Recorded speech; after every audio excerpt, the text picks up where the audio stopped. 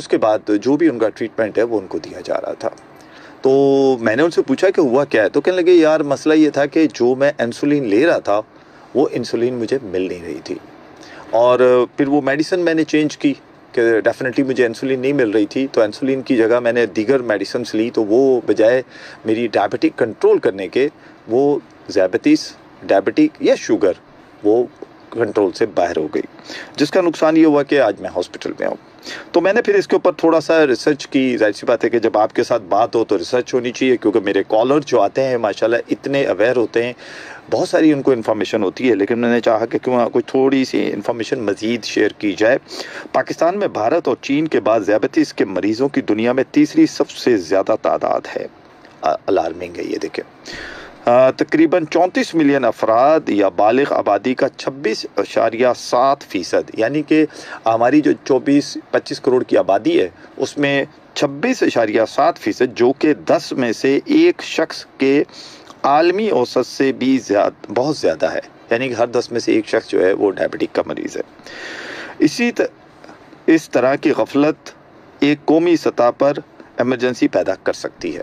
आप अंदाज़ा कीजिए कि हमारी छोटी सी गफलत, छोटी सी जो है ख़राबी, वो हमारे लिए मुश्किलात पैदा कर सकती है, और हो रही है।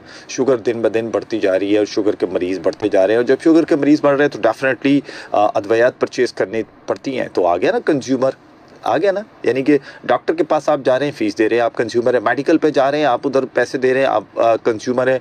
आप किसी भी जगह जाते हैं तो जब आप पैसा खर्च करते हैं तो आप कंज्यूमर होते हैं, जिसको उर्दू में सारिफ कहा जाता है, और मेरे प्रोग्राम का नाम है सारिफ की आवाज़।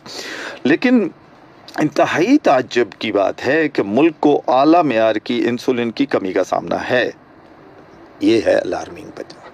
ये वजह है जिसकी वजह से वो बंदा या वो मरीज़ हॉस्पिटल पहुंचा, कि वो जो इंसुलिन है जो मिलनी चाहिए, जो एक काबिल एतमाद और आला मेयार वाली, वो अवेलेबल नहीं हो रही।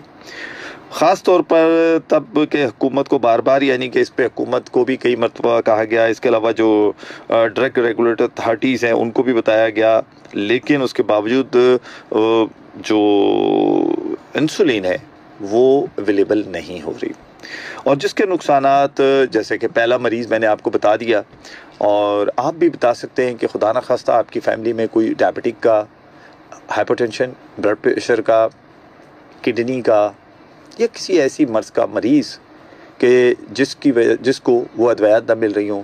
तो आज ड्रैप के एक डायरेक्टर से भी मेरी कल बात हुई थी, 2 दिन पहले भी हुई थी, लेकिन उनकी कुछ अचानक मसरूफियात हुई तो वो नहीं आ सके, लेकिन उन तक ये प्रोग्राम ज़रूर पहुंचेगा।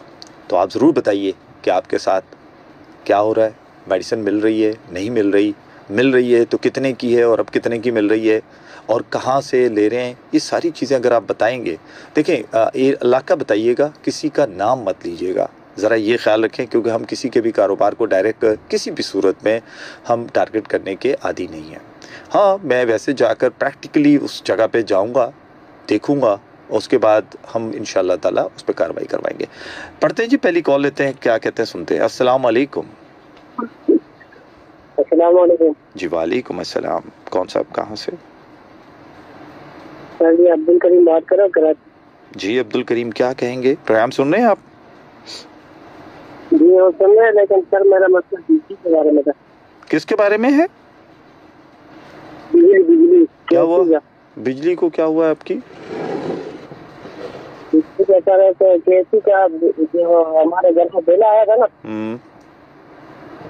तो उन्होंने लिखा था कुंडा जी। तो मैं वहाँ उनके दफ्तर पर गया था, तो उन्होंने कहा कि ये आपका कुंडा है, तो हमने कहा कुंडा तो नहीं है। अच्छा, फिर? तो उन्होंने कहा कि तकलीफ दिखाई मुझे। सर जल्दी जल्दी बोलिएगा, पीछे कॉलर्स होते हैं, जरा जल्दी जल्दी बोले। जी जी जी जी, बोलिए बोलिए बोलिए। हुआ क्या अभी आप बताएं, आपका कुंडा नहीं है, मसला क्या है, इलेक्ट्रिक ने क्या किया आपके साथ? तो बिल मुसलसल लगा के दे रहे, मैंने कितना बिल आपको आ रहा है? आपका बिल कितना भेजा उन्होंने कुंडे पे? कुंडे का 57,000 रुपये। 57,000 रुपये भेजा है ना। आप सबसे पहले तो ये करें कि राइटिंग में जाकर दरख्वास्त की सूरत में उनके आईपीसी में कॉपी रिसीव करवाइए और साथ ही नेप्रा को भी भेजिए। आपको मैं कोशिश करता हूँ, अभी मैं नेप्रा का एक ईमेल आईडी निकालता हूँ, मेरे पास पड़ी होगी, वो मैं आपको शेयर करता हूँ, आप लोग उसको सुनिए प्लीज़। हाँ, थैंक यू जी। बिल्कुल ऐसा ही है और यकीन करें कि मुझे खुद बड़ा अफसोस होता है, लेकिन प्लीज़ आप लोग जब कॉल करते हैं तो थोड़ा सा ख्याल रखा करें कि तैयारी करके आया करें और जल्दी जल्दी बोला करें, क्योंकि पीछे जब कॉलर होता है तो वो बेचारा भी मुझे कॉल कर रहा है। तो कई कॉलर्स फिर शिकायत करते हैं कि बेग साहब आपने कॉल नहीं उठाई, शकील भाई आपने कॉल नहीं उठाई। तो मैं क्या करूं, पीछे कॉल्स इतनी होती हैं जी। कॉल लेते हैं। अस्सलाम वालेकुम। हेलो, अस्सलाम वालेकुम। वालेकुम अस्सलाम। शकील अहमद बेग साहब, हमारी छोटी सिस्टर घर के अंदर जो शादीशुदा, जिनकी 5 बेटियां और 2 बेटे हैं, उन्हें शुगर है और खिलाफत चौक नाजिमाबाद में उनका इलाज जारी था जी। मेडिसिन हद से ज्यादा महंगा होने के साथ साथ और जो मेडिसिन हमने अंदर से लिखी जाती थी जब हम बाहर निकलते थे, उसी हॉस्पिटल के आगे लाइन से 4-5 स्टोर है जिसमें वो अवेलेबल नहीं होती थी। बिल्कुल ठीक है। तो वो पता लेके मैं अक्सर या कौशल मेडिकल जाता था या कहीं और घूमता फिरता था सिविल के आसपास, तो कभी मिल जाती थी कभी नहीं मिलती थी। तो अब नाजिमाबाद अब्दुल्ला कॉलेज के अपोजिट कब्रिस्तान के साथ एक फलाई इदारा है जो शुगर का इलाज करता है और वो मेडिसिन अक्सर और बेशर उनके पास भी नहीं होती है। जब वो लिख के देते तो हम लोग घूम के परेशान हो जाते हैं, तो हमें नहीं मिलती है। बिल्कुल सही कह रहे हैं आप। और जो किस्म नहीं कई किस्म के ऐसे मेडिसिन है सर की जो वो फिर हमें मजबूरन आके एक्सचेंज करनी होती है और जब भी हम उसे एक्सचेंज करते हैं ना तो हमारी लिए एक मुसीबत खड़ी हो जाती है। सारे दिन मजदूरी करो, शाम को घर जाओ तो उसको उठा के गाड़ी में डालो और ले जाओ अस्पतालों में घुमाओ। अल्लाहु अकबर। तो ये मैं आपको बहुत अप्रिशिएट करता हूँ। मैं आपको और आपके मैनेजमेंट टीम की अजमत को सलाम करता हूँ। जो आप शायद कौन से ऐसा मसला है जिस पर आप आवाज नहीं उठाते हैं।